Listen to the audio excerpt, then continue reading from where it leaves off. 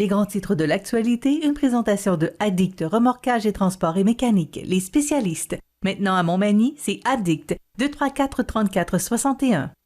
Addict Remorquage et Transport, des professionnels qui peuvent vous aider dans une situation d'enlisement ou simple remorquage. Grâce à ses équipements de haute performance, Addict, c'est aussi le service de transport de tout genre et de mécanique. Maintenant à Montmagny, c'est Addict Remorquage et Transport au 234-3461.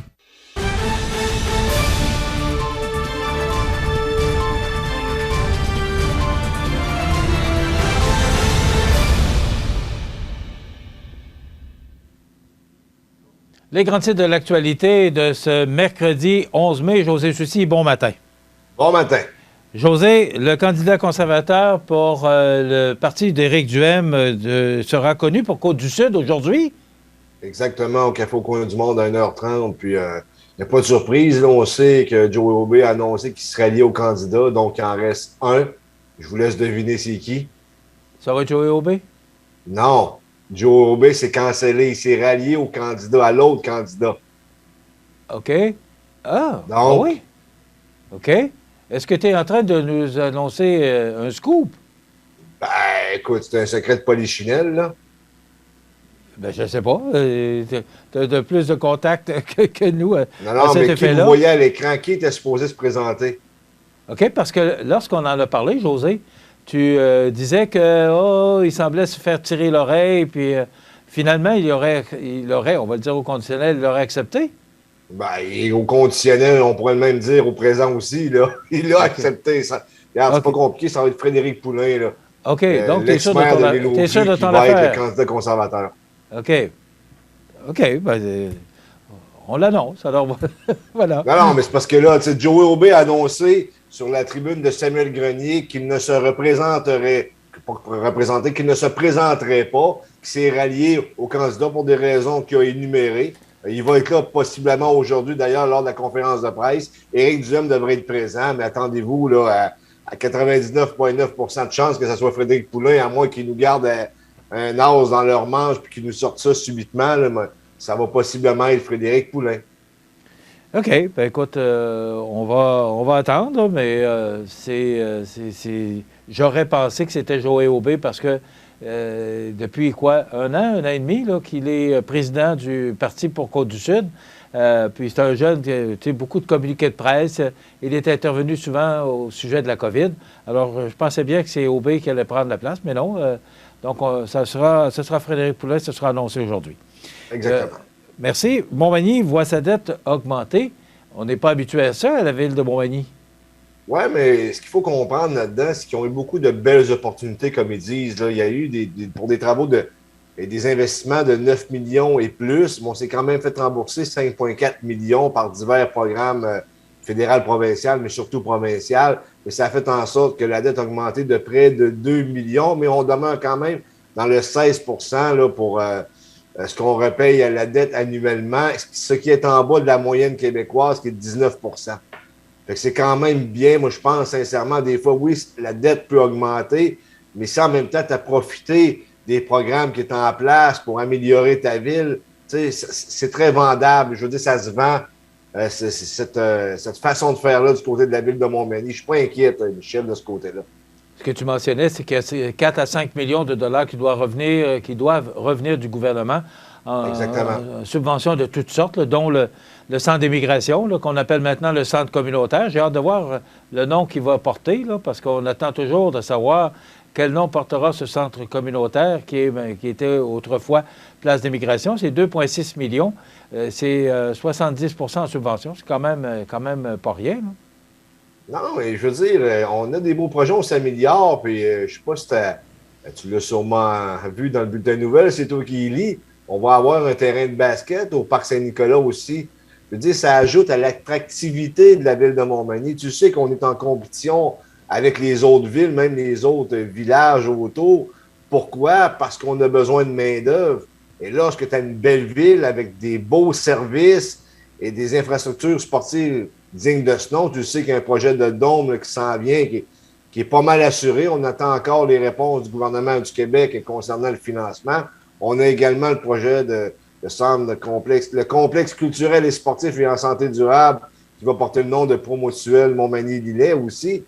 Il y a des belles choses qui s'en viennent, mais tout n'est pas concrétisé. On attend des réponses, puis en plus, on est en année électorale. Ce serait peut-être le temps de faire certaines annonces. On avait aussi Daniel Laprise en entrevue ce matin comme invité. Il a investi 200 000 pour le Dôme. Là. On attend toujours des nouvelles parce que j'ai reçu Jean-Marc Jean ici, qui est directeur général du centre scolaire, et on devait avoir la nouvelle ou la réponse au mois de mars. Là, on est rendu au mois de mai, puis on n'a pas de réponse encore.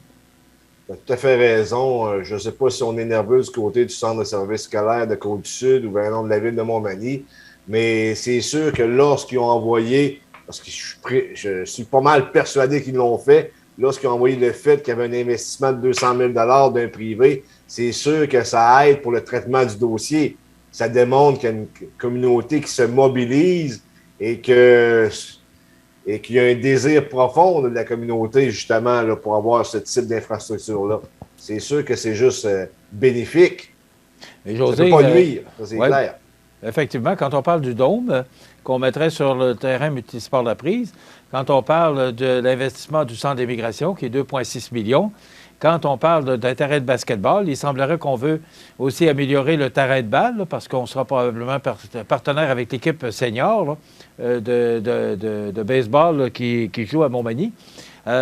Écoute, ça bouge à Montmagny, puis tant mieux. Si on veut attirer du monde, il faut avoir des infrastructures, je le dis souvent, il faut avoir des infrastructures pour amener des jeunes à Montmagny. La population au Québec est vieillissante, et particulièrement à Montmagny. Donc, il faut aider à la rajeunir et amener des jeunes familles. Et ça prend des infrastructures, sinon, on ne sera pas capable d'amener des gens. Et ces gens-là vont venir travailler dans nos entreprises et l'économie sera de plus en plus florissante. T'entendais ce matin Daniel Laprise, là, qui vit une pénurie de main-d'œuvre comme le port des PME du Québec et beaucoup dans la région de Montmagny.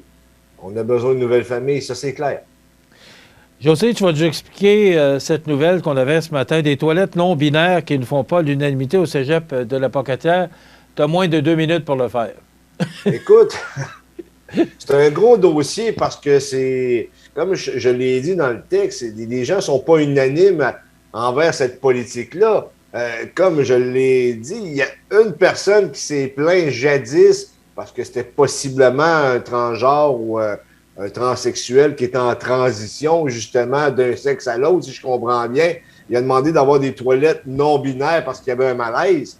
Puis on lui a accordé son désir. Mais en même temps, on n'a pas posé la question aux autres. Comme je l'ai dit, il y a des femmes qui ne sont pas à l'aise de partager leur toilette, qui est un lieu d'intimité avec les hommes. Mais ça, on ne leur a pas demandé leur avis aussi. Tu comprends-tu que les transgenres, puis cette communauté-là, selon les Statistiques Canada, c'est 0,35 % de la population.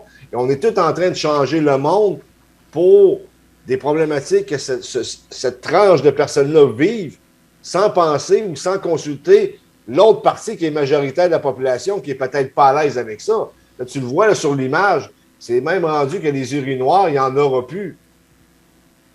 On est rendu là. Il y a un malaise là-dedans, ouais. Michel. Je comprends qu'on faut accommoder tout le monde, mais il y a un malaise. Oui, c'est ça. Bien, on veut accommoder tout le monde. On comprend, là, mais ça crée un malaise. Exact. Merci, José. Ça complète. José, en passant, il y aura la relève mallette ce soir à la salle Pro Mutuelle Assurance, alors qu'on reconnaîtra des gens qui assurent la relève de nos entreprises dans la région. Donc, un événement très important. Et à cet effet-là, demain, on recevra Gabriel Sanson, maître Gabriel Sanson et Jean-François Pelletier du groupe Mallette qui viendront justement nous parler des prix qui auront été décernés ce soir. C'est un 5 à 7 qui aura lieu à la salle Pro Mutuelle. D'ailleurs, j'y serai.